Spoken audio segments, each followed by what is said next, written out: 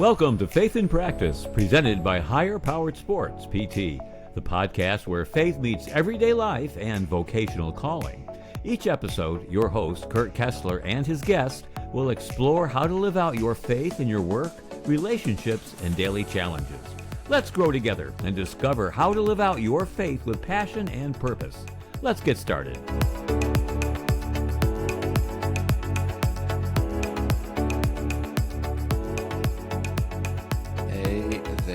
Everybody, welcome back to another episode of Faith in Practice. On today's episode, I'm going to take just a moment to share some blessings and the way that God has been filling me up in the last few weeks. So if you notice, for those of you watching the video, I'm in a little bit different setup here. This is the sunroom in our new house. My wife and I have been very blessed in many ways throughout our relationship and our marriage. We lived in a townhouse nearby for 6 years. Our family expanded and we kind of outgrew the townhouse. We have been searching for a new house for 2 years, maybe even more than that. And this crazy housing market, combined with our very specific wants for our next house, led to a pretty long house hunt. And I wouldn't say our house is anything extravagant, though the price feels like it should be. But we really wanted a backyard big enough for our kids to play outside and to make family memories. So we moved in at the end of August.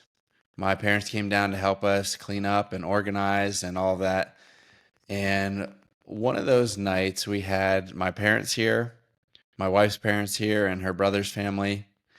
We made dinner, had a cookout, and I ran inside real quick to do something. And I came back outside and I was standing on the patio looking into the backyard. And our families are just sitting at the tables in the yard, eating and talking.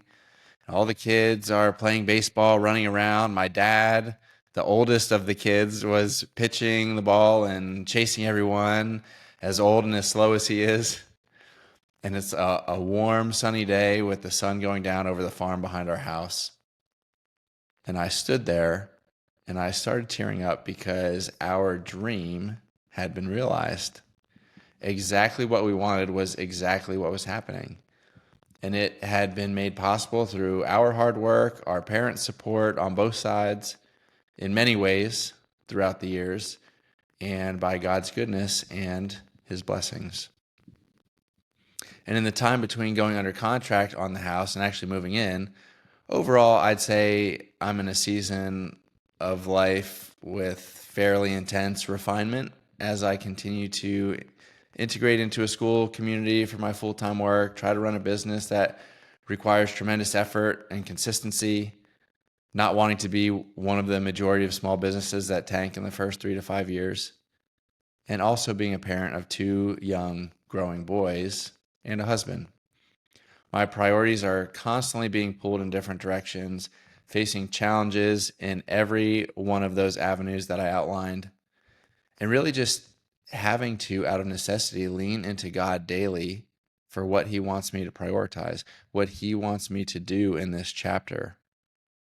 In the past, I had learned to lean into God daily because I was miserable at a previous job and seeking direction. Now I have every reason to be and stay content. Yet I find myself some days unhappy with circumstances, unhappy with the limited time I can put into business, feeling like I don't have enough time to accomplish what I think I need to. But really, that is just pressure that I'm applying to myself. And I find myself needing to sit back and say, God, what is it that you want me to accomplish today? Fully submitting to Thy will be done. And it's not easy. I'm human. I have goals and desires. But each day I'm trying to find that balance between being productive and doing things that I need to versus sitting back and asking what God has for me, because ultimately that is what is most important. I went off topic there for a moment, but reeling this back in, between the time we went under contract on the house and when we moved in, I was so excited. I couldn't wait for moving day. But I had to remind myself almost daily that this house is a material thing. it's great to be excited for it, but it's just a house. I had to remind myself that the house is not going to change the challenges I'm facing. It's not going to make my 3-year-old behave better. It's not going to solve my personal challenges or whatever. It sounds ridiculous to actually say it out loud, but at times I would almost be putting my faith in this new house that it was opening a new chapter and suddenly every challenge I'm facing would stay at the old house. So again, finding balance between being excited for the incredible blessing that this house is, but realizing that the house is just a house. Now, the real difference the house can actually make, my wife reminded me about this through the process. Our goal or our mission as a couple, especially as our boys grow up, is for our house to be a safe and fun place that people want to be and that people are welcomed and invited to spend time. We want our house to be an open invitation for the Lord to work through us and to those who enter our doors. And so it may be an excuse, and it may be legit, I don't know, but we didn't feel like our starter home offered the space to do so. Our living room could comfortably fit us plus 2 more adults when you account for the kids and toys and the dog and all that. So we're excited about how we envision the house contributing to our mission as a couple. And so far, that has been the case and will hopefully only grow in the years to come. I just wanted to share some of that because, one, it is the real thought process that I went through each day, with the focus being on coming back to God daily to seek purpose for each day and to balance everlasting joy with material blessings, I'll call it. And then the last thing I want to give gratitude for is you, the listener. As of this recording, since episode 1 on March 31st, there have been 939 views or listens across all platforms. Praise God for the opportunity to speak freely about Him and the topics in my profession and have people actually want to hear it. Thank you to all of you who stick with me here. The show grew incredibly from March 31st through July. There was a small dip in August and then a big dip in September. But I just appreciate everyone for taking even a moment to consider what I'm saying, whether on the PT side or the faith side.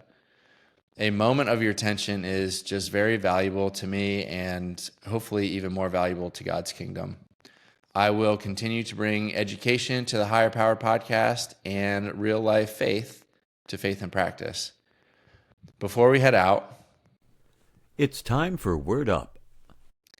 we got to do Word Up today. So this week I'm going with a story from Luke chapter 17, verses 11 through 19. I'm going to read that here and then give a little bit of context. Verse 11. Now on his way to Jerusalem, Jesus traveled along the border between Samaria and Galilee. As he was going into a village, 10 men who had leprosy met him. They stood at a distance and called out in a loud voice, "Jesus, Master, have pity on us." When he saw them, he said, "Go, show yourselves to the priest." And as they went, they were cleansed. One of them, when he saw he was healed, came back, praising God in a loud voice. He threw himself at Jesus' feet and thanked him. And he was a Samaritan. Jesus asked, "Were not all 10 cleansed? Where are the other 9? Has no one returned to give praise to God except for this foreigner?" Then he said to him, "Rise and go. Your faith has made you well." So a little bit of context here. Leprosy in Bible times referred to a range of skin conditions that made a person ceremonially unclean. And that comes from Leviticus 13:14. Lepers were socially isolated, forced to live outside of the cities. They had to call out warnings when people approached and could not enter the temple or take part in worship. So Jesus said, "Go, show yourselves to the priest." That was the Old Testament requirement for being declared clean. Jesus tells them to go before they are healed, inviting them to act in faith that healing will come as they obey. And the important note here is that Jews and Samaritans despised each other at that time, yet the Samaritan is the one who returns to give thanks. Just some overall themes here. The faith precedes the miracle. The 10 obeyed before they saw the results. That's why it says, as they went, they were cleansed. Gratitude often begins in faith, not sight. Jesus really values gratitude. Jesus asks, where are the other 9? Showing that he notices when gratitude is absent. And God desires acknowledgement, not because he needs it, but because gratitude is often part of our transformation. And many receive blessing, but only few return with thanks. Only 1 out of the 10 returns to thank Jesus for what he did. I want to be part of the 1 that gives that thanks where it belongs. Thank you all for listening today. I would love to hear what topics you want me to dive into. Find ways to connect in the show notes or find me on Instagram at Higher Power Sports PT. Thanks, and we'll see you next time. Thanks for joining us for today's episode of Faith in Practice. We hope you found inspiration and practical wisdom to help you live out your faith on and off of life's playing fields. If today's conversation resonated with you, be sure to subscribe, rate, and review. Your support helps us continue sharing stories and insights that empower you to align your faith with your vocation. For more resources or to connect with us, visit hpsportspt.com. That's hpsportspt.com. Remember, your faith isn't just a part of your week, it's a part of your life. Let your light shine.